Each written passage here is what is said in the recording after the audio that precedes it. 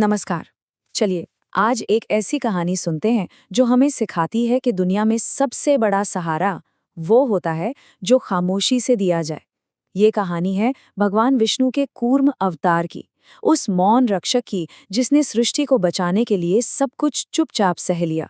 जरा सोचिए उस पल के बारे में, जब पूरी सृष्टि का संतुलन ही बिगड़ रहा था, जब देवताओं की शक्ति खत्म हो रही थी और असुरों का अंधेरा पूरे ब्रह्मांड पर छाने वाला था।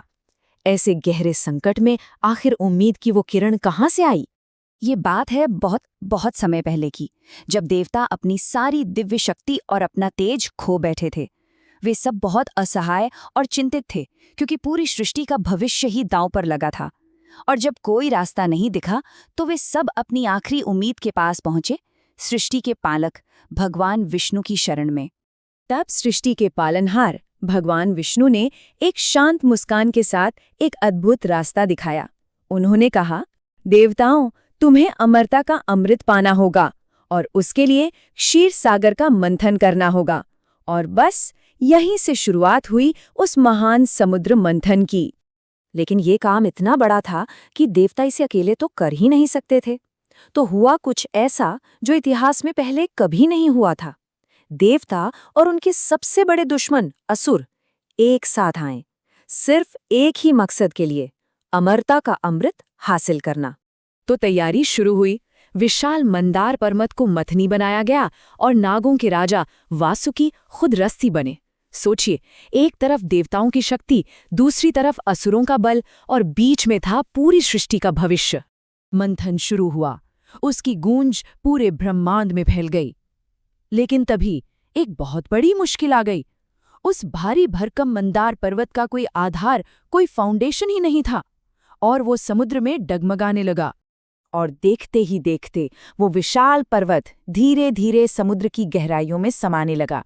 देवताओं और असुरों की सारी मेहनत, सारी ताकत सब बेकार जा रही थी। उनकी उम्मीदें भी उसी पर्वत के साथ डूब रही थीं। और ठीक उसी पल, जब सारी उम्मीदें खत्म हो चुकी थीं, उस घोर अंधेरे में एक दिव्य प्रकाश चमका। एक ऐसा चमत्कार हुआ जिसने जैसे समय को ही थाम लिया हो। वो कोई और नहीं, स्वयं भगवान विष्णु थे, जिन्होंने कूर्म यानी एक विशाल दिव्य कछुए का अवतार लिया। उनका वो रूप पहाड़ से भी बड़ा था, सागर से भी गहरा और ब्रह्मांड की तरह स्थिर। बिना एक शब्द कहे, बिना किसी को बताए, भगवान कूर्म चुपचाप सागर की गहराइयों में उतर गए और उस डूबते हुए विशाल पर्वत को अपनी मजबूत पीठ पर उठा लिया।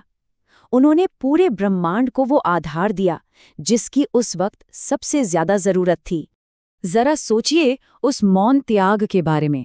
न कोई तारीफ की इच्छा, न किसी को जताना, बस चुपचाप पूरे ब्रह्मांड का बोझ अपनी पीठ पर उठा लिया ताकि धर्म की जीत हो सके।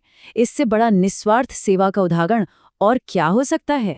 भगवान कूर्म की ये कथा हमें कितनी खूबसूरती से सिखाती है ना, कि जो सच्चा सहारा होता है ना, वो कभी शोर नहीं मचाता।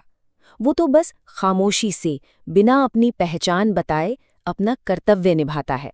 तो इस अद्भुत कथा से हमें 3 बातें सीखने को मिलती हैं। पहली, स्थिरता, जिसके बिना कोई भी बड़ा काम मुमकिन नहीं। दूसरी, धैर्य, अच्छे काम के लिए हर भार को चुपचाप सहने की ताकत। और तीसरी, निस्वार्थ कर्तव्य, जो धर्म का सबसे ऊंचा रास्ता है। ओम नमो भगवते वासुदेवाय। अगर ये कथा आपके दिल तक पहुंची हो तो इस दिव्य ज्ञान को दूसरों के साथ भी जरूर साझा करें और ऐसी ही अमृत कथाओं के लिए हमारे साथ जुड़ें। धन्यवाद।